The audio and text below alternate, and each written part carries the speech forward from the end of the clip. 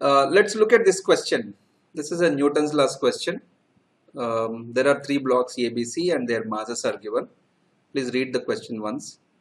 They are kept touching with each other on a smooth horizontal surface.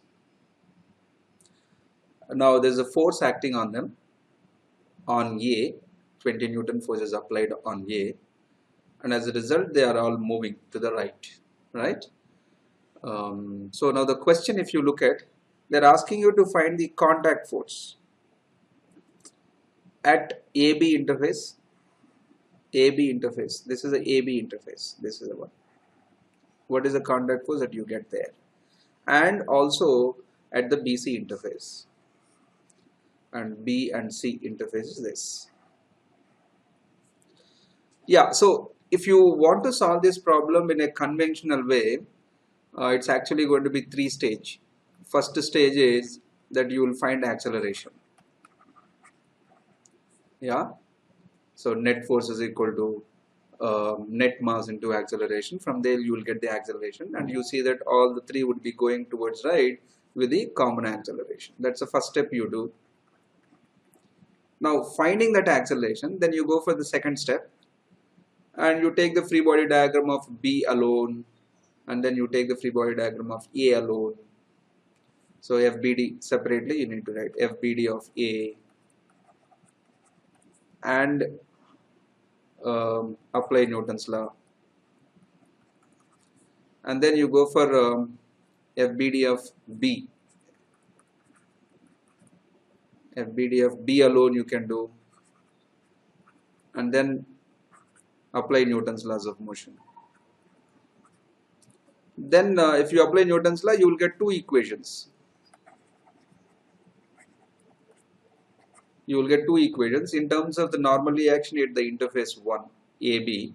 Let us call it as N1, and then normal reaction between B and C, let us call that as N2. You will get two equations in terms of N1 and N2. So you have two equations and then two unknowns. So you solve them and you get the answer. So totally there are three steps to it. So definitely each step will take at least 45 seconds to 1 minute. In fact, the second step would be slightly lengthier. So it's not easy to solve this question in a conventional method in less than a minute if you go in this method. And if you try to do faster than that, there's a possibility that you might commit silly mistakes also. So I want to solve this question in an easier method. So the idea comes from the concept of transmission of force. Concept of transmission of force. What I mean to say is, for example, let us imagine that there is one person here. Okay. So let us call that person Mr. K. Okay. So this K is pushing A. K is pushing A, and that is the force between them. F is 20 Newton. That's the force between K and A. K is exerting force on A. Then what happens? A would want to go to the right, but B and C are in its path. So then A starts pushing B and C and taking them in the same direction. So in that process, A will push on B and then B will push on C. So that's how the transmission happens. K pushes A, and then A in turn will push B, and in turn B will push C. And as a whole, all the three A, B, C are moving together with a common acceleration. That's the basic idea. So the way I want you to visualize is this K, Mr. K, is pushing all the blocks. K pushes all the blocks, A plus B plus C. He sweats out more. He has to exert more force. But if you look at this N1 here, if you can visualize N1, that is the N1, that is the force which is exerted by A on B. Okay. N1, if you look at now, N1 will push B plus C. So little reduced compared to F, whatever is the force exerted by K, that is F now. F will push ABC but N1 will push only B and C. Then when you go to the next interface, N2, and over here B is pushing C now. So N2 pushes only C. So the force will be further reduced. F will be maximum. Because of F, N1 is created, and that will be slightly reduced because it has to push only B and C. Compared to N1, N2 will be slightly reduced, but that N1 is causing N2, and N2 has to push only C. So there is a transmission of force, but with reduced magnitude, reduction in magnitude. And that way you can visualize. But in all the cases, acceleration is the same only.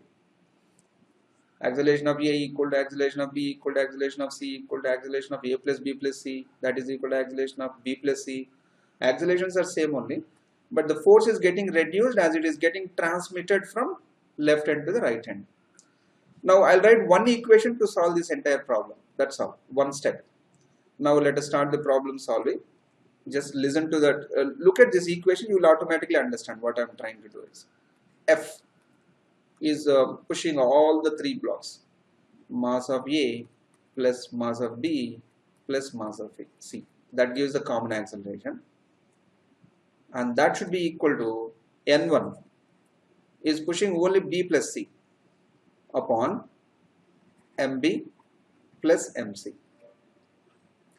And that should also be equal to the acceleration of C, which is being pushed by the force N2 by MC. So F is pushing all three, N1 is pushing only BC, and N2 is pushing only C. But all three cases should give the same acceleration. That's it. You're done. The equation is over. You just have to simplify it. That's all. You got the answer. You check it now. So F they had given 20 newtons. Okay. And MA plus MB plus MC, 5 plus 3 plus 2, 10 kg. And that is going to be 2 meter per second square. Everything is in SI units only. Alright. That should be equal to N1 upon MB plus MC, 3 plus 2, 5 kg. Alright. And that is also equal to N2 upon MC. MC is 2 kg. Very good. Now we are almost there. Just the final simplification. So if you want to find N1, you take 5 kg this side, you get N1. N1 equal to 5 kg into 2 meter per second square. And N2 if you want, right, you just take 2 kg this side. N2 will be equal to 2 kg into 2 meter per second square. So this is going to be 10 kg meter per second square is Newton.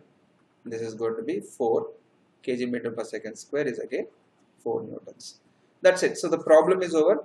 If you have a sufficient practice in the exam time, I'm sure you can solve this question in just about 30 seconds probably without doing any calculation mistake also, because the equations involved are very simple. Okay. So I hope you understood that. It's a very easy way of doing the same question.